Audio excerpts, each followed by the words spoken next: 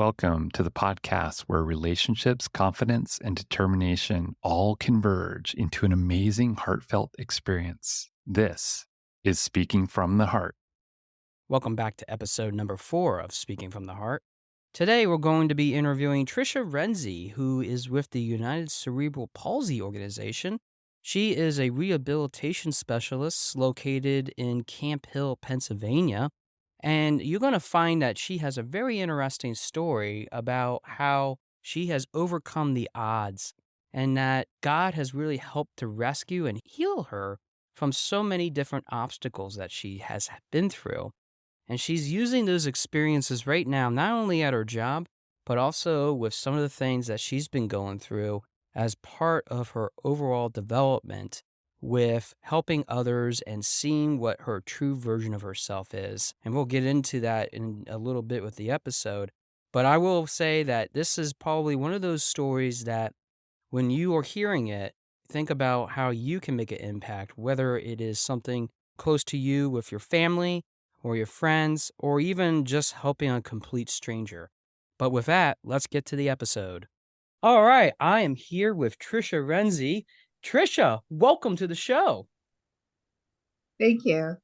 I'm so glad to have you be here after all this time. I know that I've known you for a long time, and then we kind of got separated with life experiences, and now we're back here, we're interviewing. I'm really excited for this opportunity to just have you as a guest. So I want to just start out with a question that I have is, what have you been up to the last few years? What have you gotten yourself into?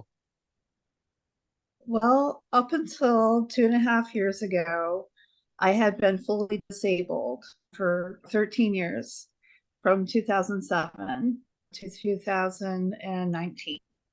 I was on disability. I used a cane, and I was not fully able to move my right shoulder because I had brain surgery. Wow. And when they did my brain surgery, they cut up around my right ear. And when they cut around my right ear, they cut my tricep nerve. So I wasn't able to fully move my shoulder because my tricep nerve was damaged. Wow. So So, because of all these reasons, I was unable to work. yeah. So when you were disabled and not being able to really walk around, tell me a little bit about how you handled that. How did you get through that, those sort of those difficulties? Was there a resource you leaned on? Was there a group of people that helped you out? Just tell me a little bit about how you got through that time. Yeah. It was honestly a very, very difficult time. When I woke up from surgery, I was fully paralyzed on my right hand side. I couldn't move at all on my right hand side. I was unable to do anything for myself for several months. I was in long-term care facility where they taught me how to swallow, walk, and be able to do your everyday things that you don't think about. Brush your teeth, get dressed, anything. I could not do any single thing for myself for several months. So that was very difficult being from a fully able-bodied person one day to the next day, like literally a complete invalid. So that was very, very hard. I think what really helped me a lot is when I was in the long-term care facility, I was with different people in my similar situations. And I saw people completely shut down and be unwilling to participate in their healing.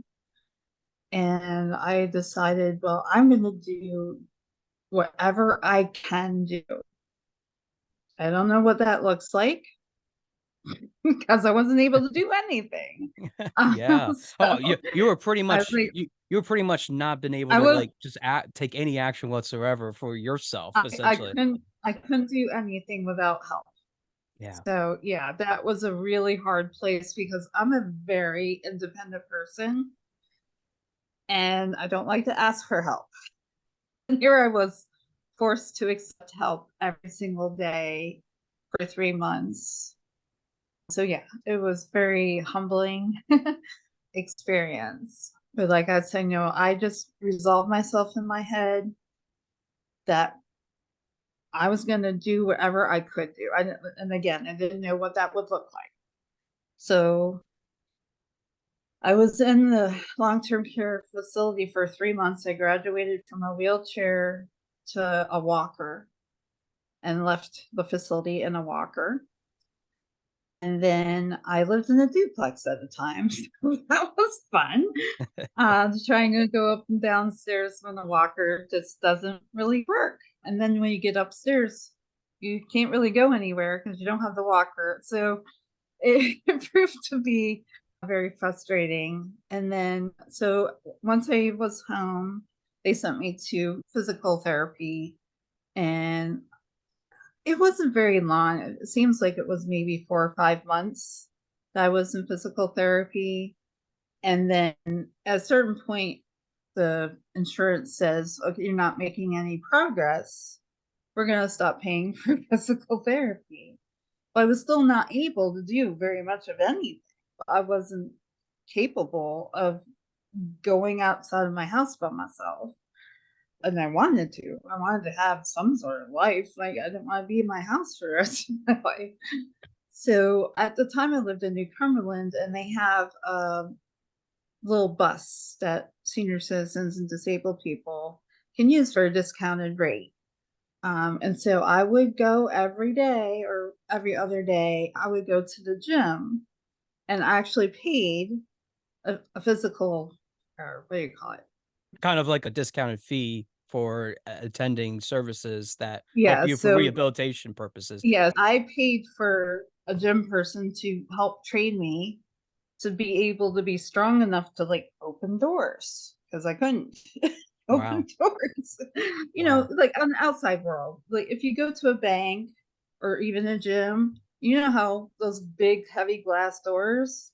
Uh, Yeah, I've I had could my not battles with open. them and I've lost. Yes. I could not open them by myself. So I was like, well, if I'm going to be out in the world, they have to be able to open the doors. I paid for an additional 3 year, well, not 3 years. I paid for a year, and then I went on and used what they had taught me for another 2 years before I was able to go back to, at least I could drive myself. I could go shopping by myself. I was capable of doing just daily tasks, but I still wasn't anywhere in the realm of being able to work. That just wasn't on my horizon at the time. When you were going through this time and you were relying on all these people to kind of surround you and help you become really the best version of yourself, as I've been mentioning about the mission of my business, my listeners have been hearing a lot about that. But when you are talking about just physically pushing yourself, were there times in your life that you were during that time, I should say, that you were saying to yourself, man, I don't know if I can keep doing this. I don't know if there's really anything else I'm able to really do other than just listen to what this is. Was there a point of just having to submit and just say, if I just do this, I'm going to be on a better place? In other words, what is it that you have done to walk yourself through some of these tasks that you've had to set forth in your life in order to get the energy and the commitment to just keep going, especially with something as what you've described, a medical condition that was really out of your control. It was something that you had to pretty much set yourself into, right? Right. So I don't know if you know about this about me, but I'm a very stubborn person. The best way to tell me or get me to do something is tell me I can't do it. Say, I can't do that. Yes, I can. I'll figure out a way to do it. It might not look at like the way you do it. I might have to do it a completely different way, but I'm very, very stubborn. Which I guess is a good quality to have if you're disabled. But yeah, of course, there were days where it's like, what is the use? Why am I putting myself through this? Is I'm not any closer to what my life was. And I just came to the realization that life was dead, that there was no going back, and that I had to enjoy what life I Mm. and my husband at the time and I started living life like this was our last day. So we went on vacations, we went traveling, we weren't waiting to retire to do things. Like we all went on trips almost every year. Went to Europe, which I don't really recommend to people who are disabled because they're not very handicap friendly. But that didn't stop us. I went to Germany 3 different times, and I've been all over the US, and I feel so blessed that I have seen things that a lot of people fully bodied haven't gotten to see. S I find that very fascinating because I had my first guest, Chris Hulse, who we were just talking about before that we started recording this show, talk a little bit about his own travels and how he has been able to make those really awesome connections with people themselves. So I'm curious, when you were going through that time where you thought, "This is it. I have no other choice. I really want to live life to the fullest." And you started to travel across, it sounds like you traveled a lot internationally. Was there a particular people, maybe there's some particular interest or two that made you think, wow, I got to experience this just because my mindset changed, and or because of seeing this, my mindset has changed, and here's why. Was there something like that? Was there a light bulb that kind of switched on for you when you were going through those things? And how has that affected you even to how you are today? Mhm. Well, I know that, like I said, when I was back in the long-term care facility, one of my roommates had some sort of brain injury, which is very similar, even though mine was medically, but I also consider to be brain injured. Apparently, her complete demeanor changed. I don't know what she was before her brain injury, but she was just a very unpleasant person in the nursing home. And she was one of those ones that were unwilling to the point of biting and scratching, participating in anything that would enhance her life. She just didn't want anybody to help her do anything. And that really, I decided that I was going to do the most I could with what I had. And okay, maybe I'll be in the wheelchair for the rest of my life, or maybe I'll be using the walker for the rest of my life, or maybe I'll use the cane for the rest of my life. I kept progressing, but I never knew I'm going to continue to be able to be more abled. And it wasn't until 2.5 years ago that I no longer needed the cane because God healed a lot of the issues that I had, which led me to be able to return to work. I didn't know that was my future.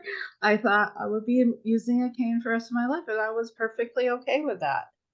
I was glad not to be in a wheelchair. I was glad not to be laying in the bed and not being able to do anything for myself. So, yes, it was hard. Yes, I definitely had discouragement, and it seems now like it was so quick. It's such a short time, like you say, 3 years. Now 3 years doesn't seem like a big chunk of time, but back then 3 years was a long, long time. And now that I'm 2 years back into being more fully abled, the 14 years of being disabled feels far removed. And that was only like 2.5 years ago that, It I had. sounds Yeah, it sounds like time has gone by a lot quicker than what it had been like before where it was going really slow, right? Yeah.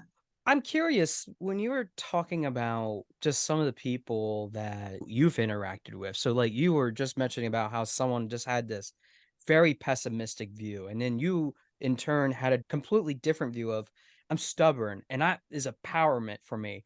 How do you turn something that some people say you shouldn't be stubborn? Because I hear that in the personal and professional world a lot of time about you should be open to new ideas. You should be able to change your group think. How do you use that stubbornness to help you realize that you need to learn new skills or do new life skills? Because obviously you've had to change some of the things that you were doing before because you said like in the past that is the same things that you were doing in the past were not going to work now that you have this condition or what you were trying to do to heal. So, how do you overcome that? What are your strategies with that?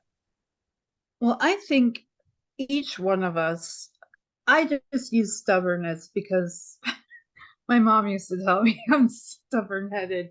I think all of us have that want or need to persist, to have a good life, to have joy in our life. And how do you accomplish that? And so I was very determined that, okay, maybe this is the best health I'm going to have.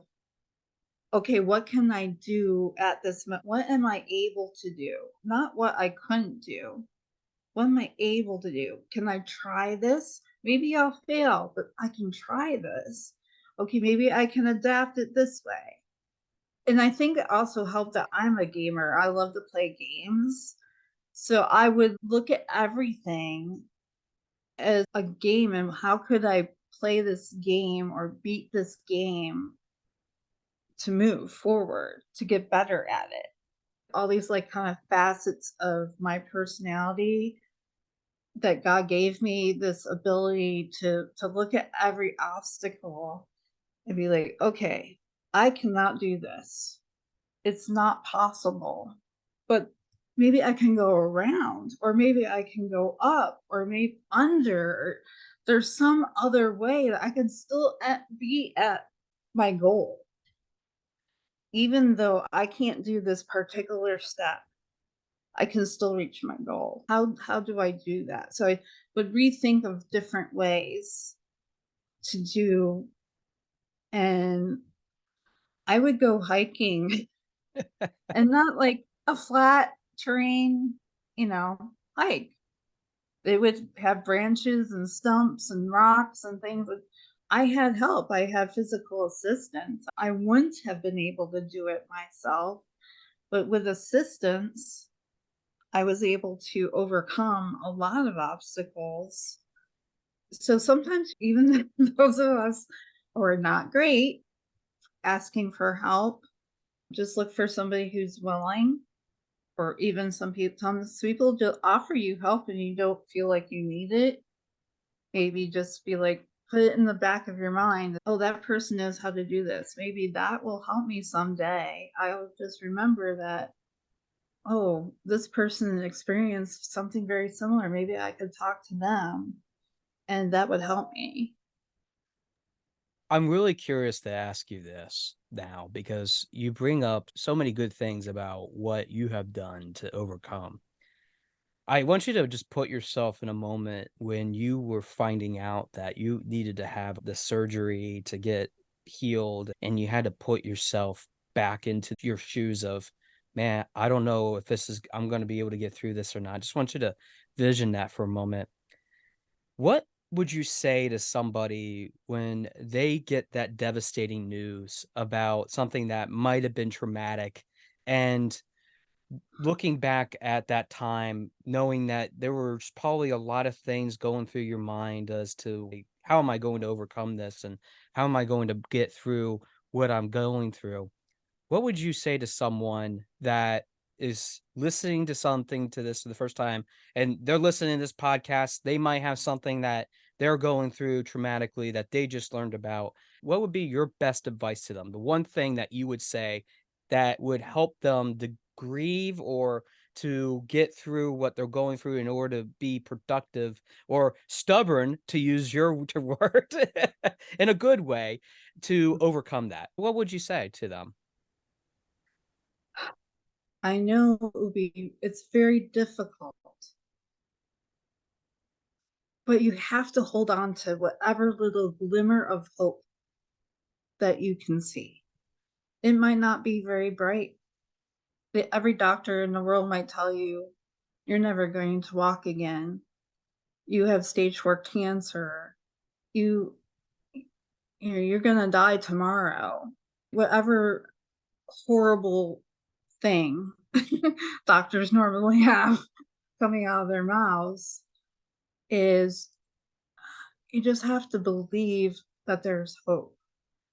Every doctor in their right mind seeing me 3 years ago, and then I know this is true, would have told you that there's no way that nerves can regenerate after being dead for 14 years. I'm not sure what the correct diagnosis is, but the dizziness that I had constantly just overnight went away after 14 years. Like, there's no medical reason why I should be walking without a cane, without dizziness, without pain, with all the nerve damage that I had from the surgery and from the tumor that was in my brainstem, crushing my nerves. It's just hope. It's just cling on to that hope like you're drowning and it's your life preserver. There's no boats in sight, but you just hold on to it hoping that a boat will come by. Wow, a boat that comes by. I think that we all have boats that are stationed ready to go, while some boats are mostly stocked up and they're ready to set sail. There's others that have already set sail and you're waiting for them to come back so that they can come pick you up. And such a beautiful analogy too, that sometimes that boat, although you're waiting for it, is going to come back. And it sounds like it definitely has for you, which we're getting closer to the end of our time, and I just want to give you an opportunity to share a little bit about what you do because I've already told the listeners this, but I'm just curious if you could elaborate on what you do specifically because I think it's such worthwhile work that you do. And is there anything that listeners can do to help support what you're doing or just the group in general that you work for right now? I'll give you a few minutes to go ahead and do that. Yeah, it's really a privilege for me to work at United Cerebral Palsy. And I work at the one in central Pennsylvania. There's several all over the country. I get to work with people with different disabilities, some mental, some physical, some both. And I get the privilege to spend the day with them, taking them out into the community, helping them learn and become on a name to name basis with people in their community that they would not necessarily have the opportunity or skills to do so on their own. I take them out, we go bowling, we go shopping, we go to the library, and people, because we go there every week, know them by name and address them by name, and they know their names. And it's just a beautiful thing to see people opening up and letting them even just slightly into their lives. Someone who looks and acts different than themselves in a perfectly natural way. I'm just curious when you are working with those clients that come in through the organization and they are working specifically with you because they're assigned to you and you get to take them to all these places.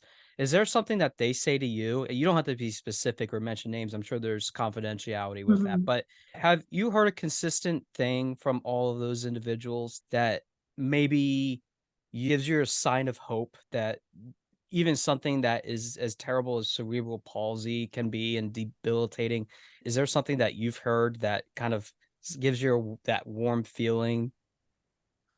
It's so funny because I really haven't been working there a very long time. This coming August will be my 1 year there. But even in this short period of time, the people that I work with, I've seen in that just that short little window of them opening up to me, sharing things with me, telling me they trust me.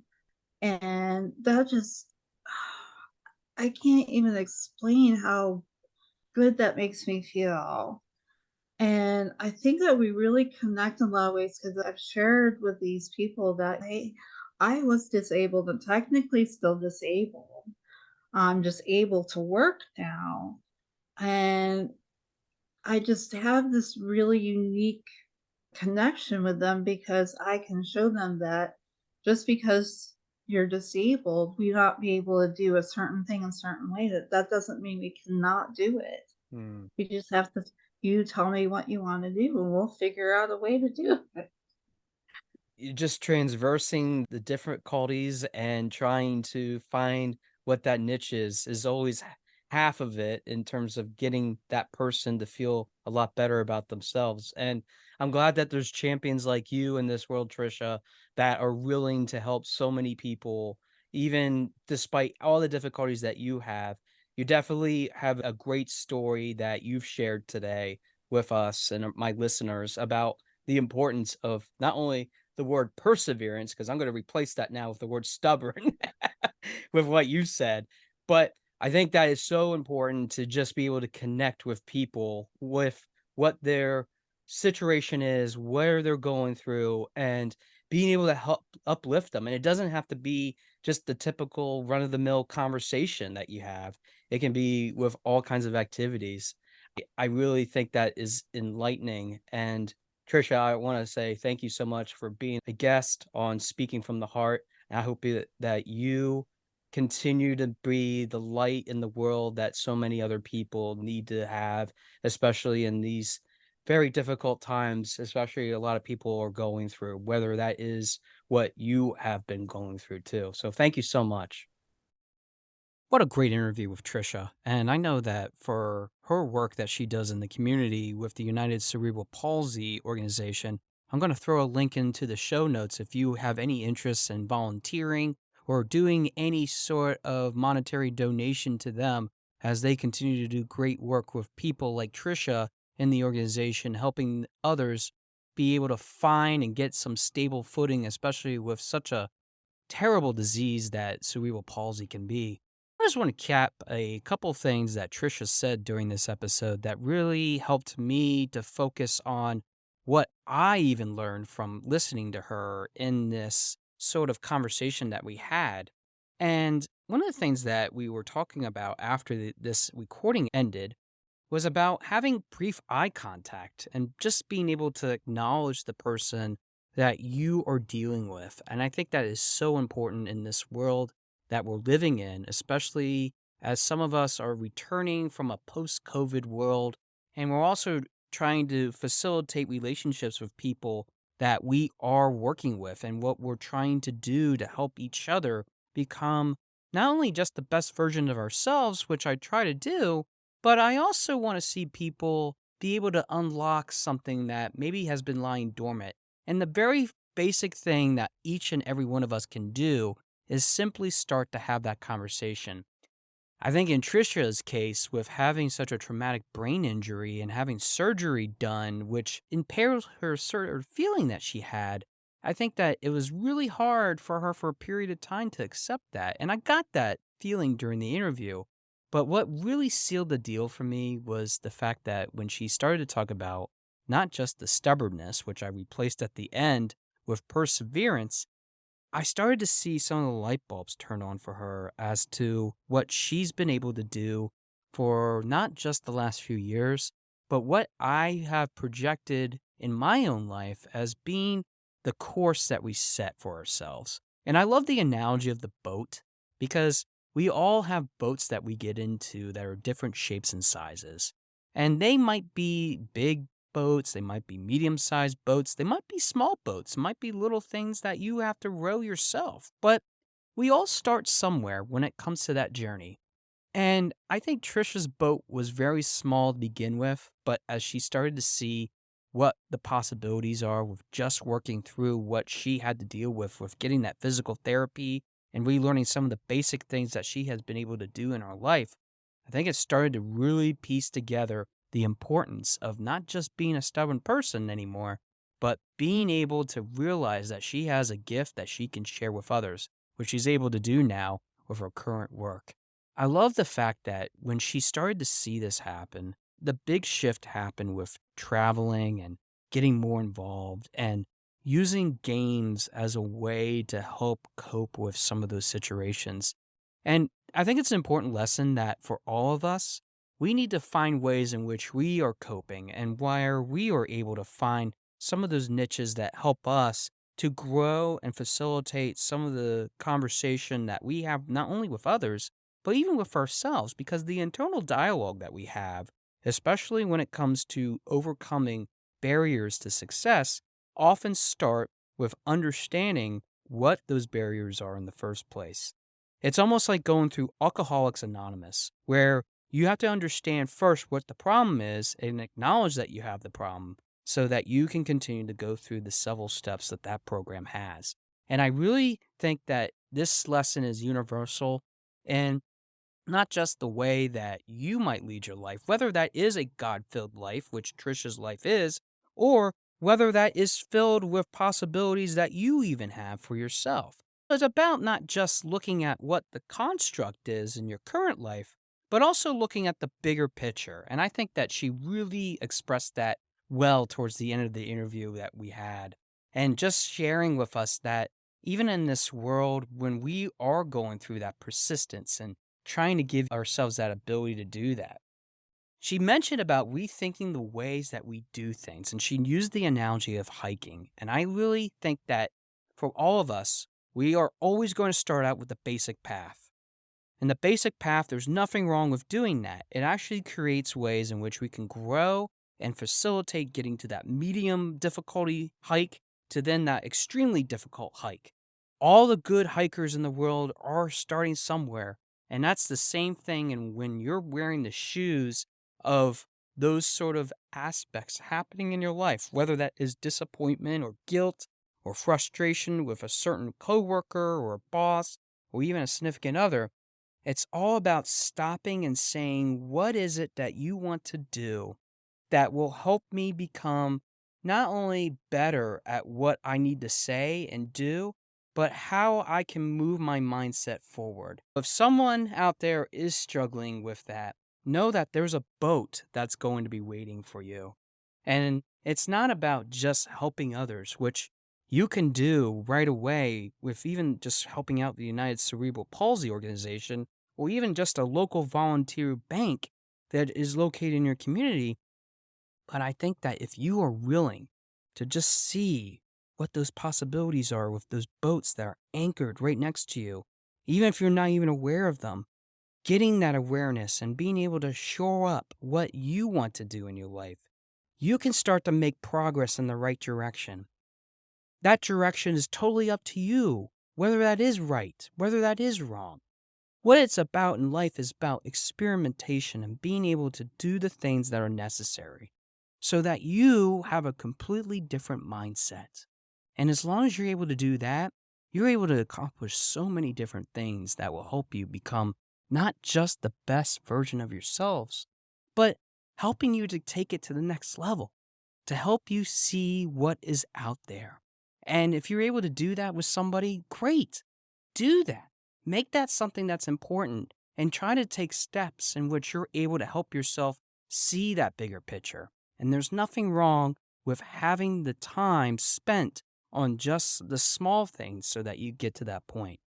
If you look at Tricia's journey and how long it took her to get to this point, it took her 13 years plus then some to feel like she can get back on her footing. It doesn't matter how long it takes. It's about what your willingness is. The ability to see what is ahead of you and not letting go of it, no matter how hard or how difficult it can be. And I hope that Tricia's story today brings some influence for you. Thanks for listening to episode number 4 of Speaking from the Heart, and I look forward to hearing from your heart very soon. Thanks for listening. For more information about our podcast and future shows, search for Speaking from the Heart to subscribe and be notified wherever you listen to your podcasts. Visit us at www.yourspeakingvoice.biz for more information about potential services that can help you create the best version of yourself. See you next time.